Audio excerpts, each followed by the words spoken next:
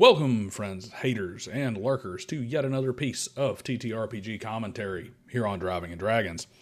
It would appear that the in vogue thing to do in the classic gaming, old school, OSR, whatever you want to call it, section of the hobby this week is to put out your rankings for the various editions of Dungeons and Dragons. This trend has taken on several different forms, to the point that I actually considered, and in fact may still, put out a "You're Doing It Wrong" video on how to do this kind of ranking, whether it's for editions, games, classes, or whatever. Because if you think about it, we have people out there ranking editions based on hard, measurable characteristics that may not be entirely objective, but are at least based on supportable material facts, and positions, while the next guy too is talking about what edition feels the most like D&D or embodies the soul of the game or some other, arbitrary nebulous concept. Hell, you can barely get some of them to agree on what actually qualifies as Dungeons and Dragons. One guy only does games that carries the D&D or Dungeons and Dragons moniker, while the next one only the AD&D lines. Still another refuses to call anything not made by TSR Dungeons & Dragons, but he may actually include Castles and Crusades or even Osric in his rankings, just not anything made by WotC. And let's not even get started on what qualifies as an edition. One guy ranks only officially numbered editions, and then some other guy's out there listing Basic, BX, Master, BECME, Rules Encyclopedia, and then has the AD&D First Edition grouped out by which Dragon magazine issues came out in a given year. It's a mess, but it's fun, and you can actually learn a lot about differing perspectives, strengths, and weaknesses and playstyles from these videos. So why not? I'm going to do it too. Before we get cracking, how about hitting the like, hype, and subscribe buttons? Share this with someone you think will fly into the comments to go into a rage about where I placed their favorite edition, and then add your own commentary while you're at it. If you really think I got it wrong, I'm open to bribery. If you are a paid patron on Patreon or a YouTube channel member, I will dedicate a video to mocking your rankings by posting them at the end of an Intelligence as a Dump Stat video if you post them in one of those forums. Leave a super thanks with $1 for every reason you think I'm wrong, and I promise that I will see the error of my ways. To kick things off, we're going to indulge in two of my favorite pastimes: defining terms and being contrarian. How can I be even more contrarian than usual? Simple. I'm going to tell you the best edition first, instead of starting with the one that I think was the biggest failure. That's normally a complete failure of Interwebs 101, but I get the feeling that more people are here to find out if their golden child is getting the steamiest heap dropped on it, rather than searching for validation via a guy repairing a car on YouTube. As for definitions, let's talk about how I'm ranking these.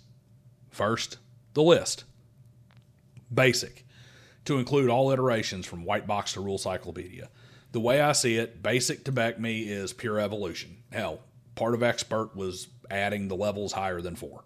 So yeah, white, blue, red, wood grain, whatever box your version of basic came out of, they're all going in the same box in this video. AD&D First Edition. Nuts to butts, including Unearthed Arcana and the whole shebang. Just like Basic, I don't see any real divide between the various evolutions of AD&D that doesn't amount to nostalgia and feels. Second Edition Core. Here we get into our first split edition. Why is it split? Because the officially released supplemental material up to and including official campaign settings radically altered Second Edition, not only at the gaming table, but also in the public eye. 2E was pretty well received on launch, despite what revisionist historians whining about demons and devils getting name changes would tell you. But it was also, despite what some Gygaxian leg humpers will tell you, a pretty common sense evolution of AD&D from Unearthed Arcana forward. End stage Second Edition. Honest players that were there throughout 2E will admit to extreme splatbook fatigue by the mid-90s, and TSR was doing something that every last one of the grognard commentariat rails on WotC for doing: deliberately introducing player-focused power creep to get people to pay for new shinies. By the end, 2nd edition was almost a completely different game. 3X. I'm just going to call it 3.5. Fact of the matter is 3E was rushed out and poorly playtested because Wizards of the Coast wanted to put their stamp on D&D and make sure we all knew they were in charge now, and TSR was a thing of the past. Then came the OGL to essentially crowdsource playtesting and mechanical development, which was only a few years later re-released as the Evergreen 3.5. I just don't see any reason to rank 3rd edition on its own, unless I'm also going to go back and add Chainmail and Dungeon to the list of early editions separate from Basic. 4th edition, no need to parse words. 4th edition is plenty separated from the rest of D&D, all on its own without the need to chop it up further. 5th edition 2014, yes, I am also dividing 5th edition, and there are 2 good reasons for it. First is the same as 2nd. By the end, 5e supplements and rule additions were enough to completely change the feel of the game. And the second one is focus. When 5e launched, it was all about a return to basics and a repudiation of 4e, a mea culpa to the player base. 5th edition post-2020, the signs were there before 2020. But Stranger Things' critical role in the pandemic that led to a seismic boom in online play also gave rise to an entirely new WotC philosophy. More social messaging, more pandering to a player base skimmed from video gaming. Starting with Tasha's Cauldron of Everything in 2020, 5e rapidly morphed into something new and distinct from 5e. So there's the list. Basic, AD&D, 2e Core, 2e Late, 3.5, 4th, 5e 2014, and 5e 2020. You'll notice that 5.5 is not here. There's a reason for that. It's brand new. While we all see the very preachy writing on the rainbow-colored diverse cartoon wall, it is really too early to rank the still unfinished 5.5 on its own merits. As for what I'm looking at to guide my rankings, aside from my personal preferences and opinions, I'm looking for how robust the system is, how playable it is, how flexible it is in accommodating numerous playstyles, and as well as did it accomplish the core tenets of solid role-playing game? Does it do what it sets out to do? And I'm also looking for how it had an impact on Dungeons and Dragons as a hobby as a whole. What I'm not doing is saying things like, I really like wargaming, but don't want to buy a bunch of toy soldiers, so I'm ranking the most wargamey edition highest. I'm also not going to go in with, I really like this particular campaign setting, so I'm picking the edition that showed it more love. These aren't really measurable objective standards, but I can try to keep it as universal and dispassionate as possible. And I also don't want to penalize or praise the editions for things that aren't in the pages. So no, WotC being ass bags, revoking OGLs, sending Pinkertons, and telling white males to leave the hobby aren't going to affect edition rankings, and neither are demons and devils getting new names to hide from the satanic panic. Without further bloviating, the number 1 highest ranking of all is Corvid Codex Volume 1. That's right, my book, produced from for your reading pleasure with all the pulpy goodness of 7 handcrafted short stories straight from the imaginations of your fellow gamers. Get it now on Lulu, full-sized, perfect bound paperback. Add it to your shelf today. Okay, so now let's get on with the list. In first place, surprising no one who actually watches my content, is 3.5e.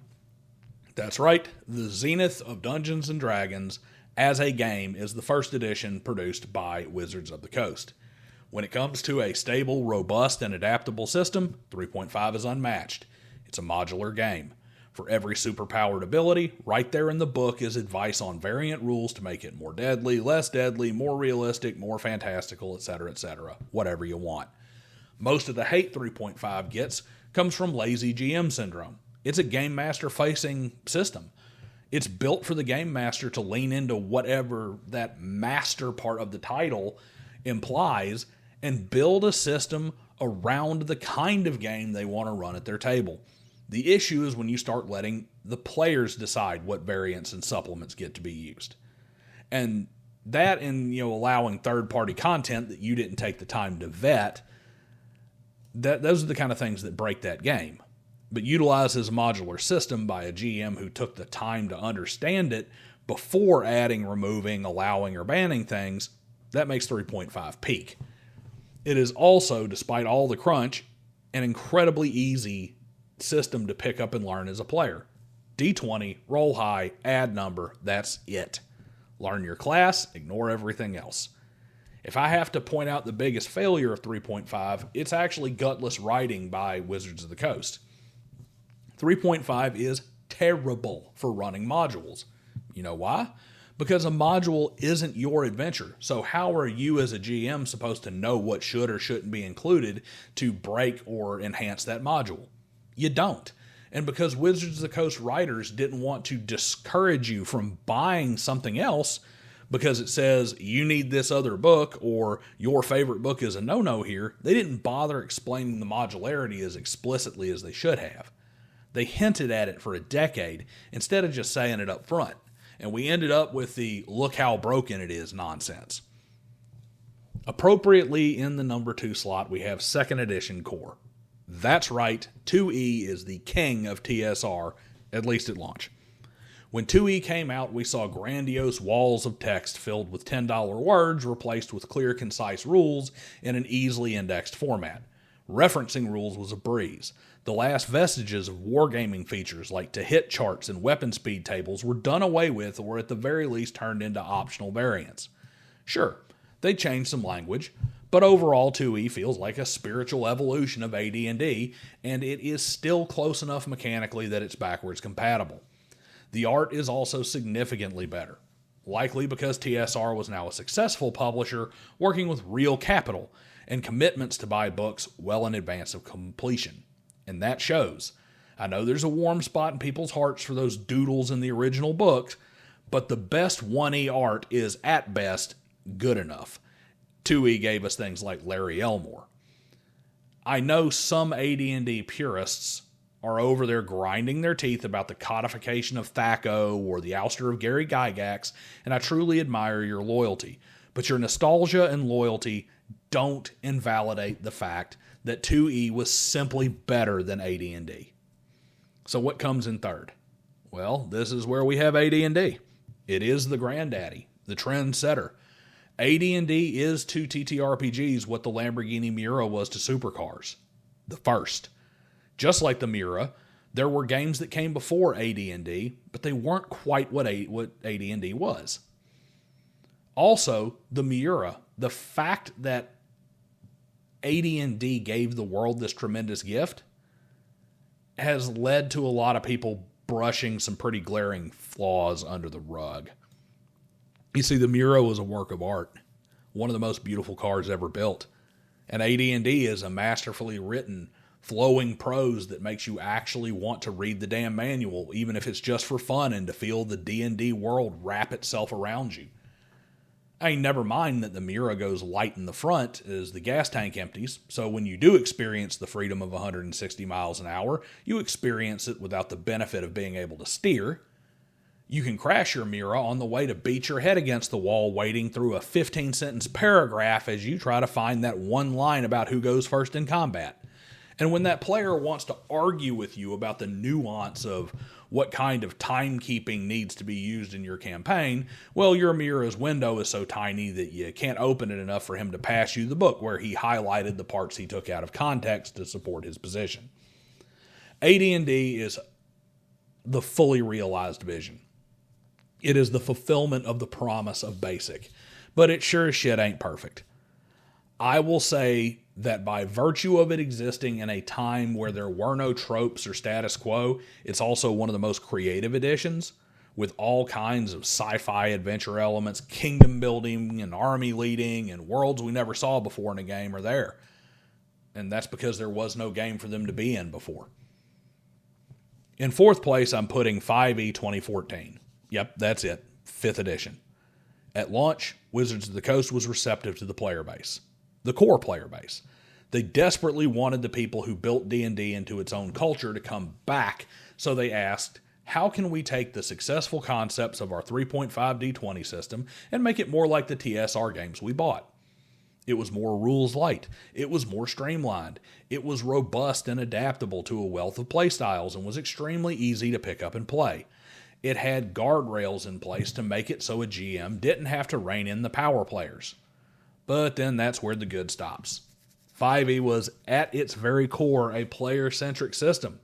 This meant that everything it did was built on the philosophy of every table has 4 to 6 players and 1 DM, so how do we pander to the 4 to 6 instead of to the 1?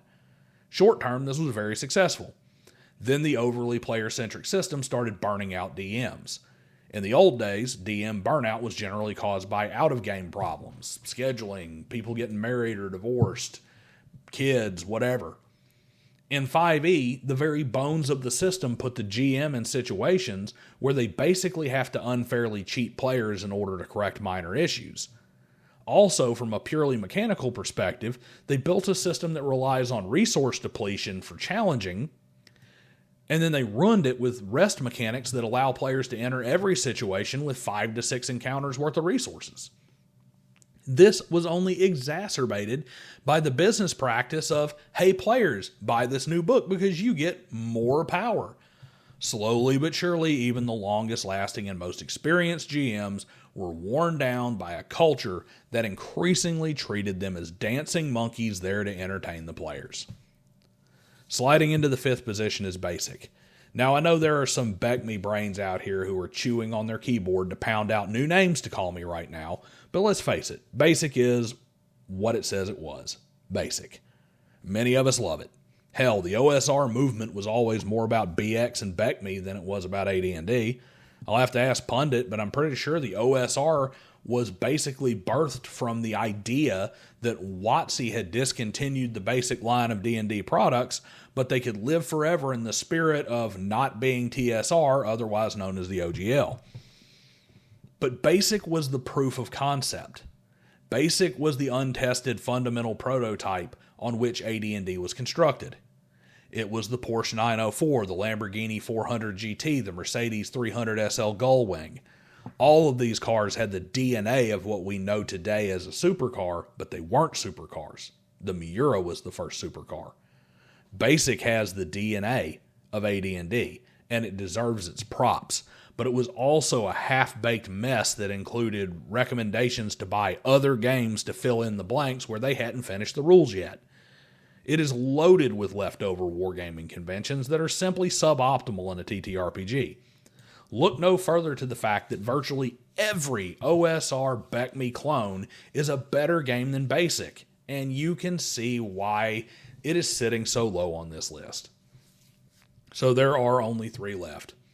Rank 6, 7, and 8. The worst 3 editions of Dungeons & Dragons. Who is sitting in the front row of economy class on this flight? It's End Stage 2nd edition. 2E had tremendous promise when it launched, and by all means, it should have carried TSR into the future. But TSR's business practices killed that chance in its crib. Want to continue that Lamborghini analogy?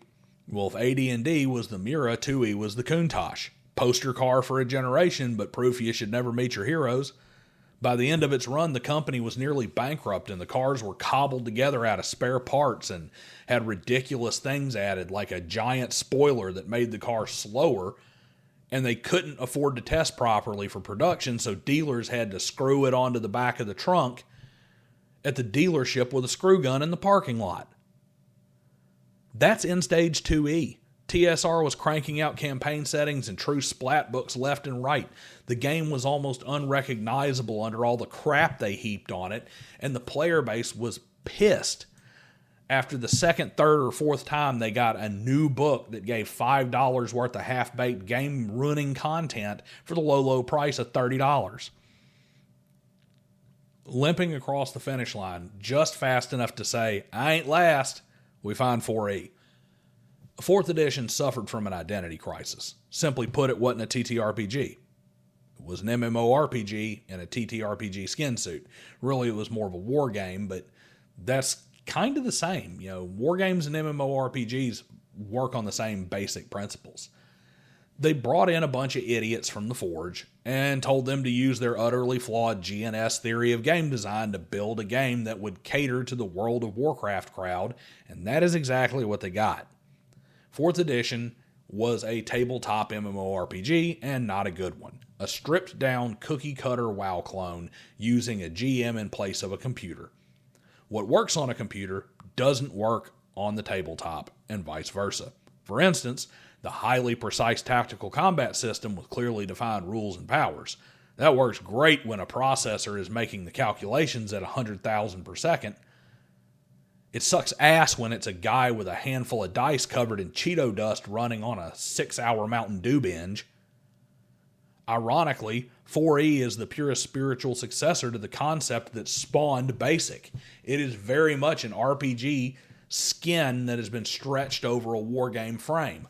Unfortunately, the skin isn't very convincing and the wargame underneath it isn't anything special. All the lessons learned that led to AD&D. All the things from wargaming that were stripped away and replaced to optimize D&D for this new hobby that Gygax created. Well, 4E found that dumpster filled with rotting game parts and figured, we don't need new mechanics, we've got game mechanics at home. 4th edition was such a disaster that the launch of 5th edition was essentially a WotC apology tour. They literally went out to the people who spent their time telling people online that the Forge guys they hired for 4E were morons and brought them in as consultants for 5E. It was that bad. The plan to course correct was hire the guys who spent a decade saying, hey, that won't work, do the opposite. That leads us to the worst edition of D&D. Hands down, without a question, as far below 4th edition as 4th is below 3.5, we get 5th edition 2020. As Stranger Things and Critical Role stoked the flames of success for WotC, a certain Chinese virus came along and doused it in gasoline. The only thing burning brighter than the lucky stars of Dungeons & Dragons were the radiant egos of the Wizards of the Coast design team. They felt they could do no wrong, and all restraint on the player-pandering power creep came off. To make matters worse, the social activists that had always been the rot at the core of Wizards of the Coast were given free rein to do as they please by their proud parent company Hasbro. Obviously what they were doing worked, so give that horse its head and let it run. Ignore the fact that all that success really came from outside factors. Next thing you know, 5e was flooded with diverse and very divisive social messaging. Keeping this only to what is in the actual printed game books, art styles got changed. Design decisions were made to force cosmetic diversity that made absolutely no sense into the game. Anti-bioessentialism messaging found its way into eliminating racial ability scores, essentially making every character the same. We took away any form of exceptionalism in favor of making sure that no matter how suboptimal something was, it could still be a super powerful hero by virtue of just being super powerful and equal as opposed to overcoming those inequalities. No choices had consequences. No decisions mattered. And covering it all was not only power creep, but rulebooks written in language designed to build an ever-increasing sense of entitlement in the player base. Codified in the rules, you find ways to completely stop the game for everyone simply because you don't like something. Game masters directed to find ways to allow anything players want in the game, regardless of whether it fits or not. All the worst player behaviors are not only encouraged, but structurally supported in the rules themselves. 5e 2020 is the worst edition of D&D, not simply because it's the worst game, but because it is the only edition that threatens to irreparably damage the cultural institution that is Dungeons & Dragons. So there you have it. 3.5, 2 core, AD&D, 5e 2014, basic, 2e end of life, 4e, 5e 2020.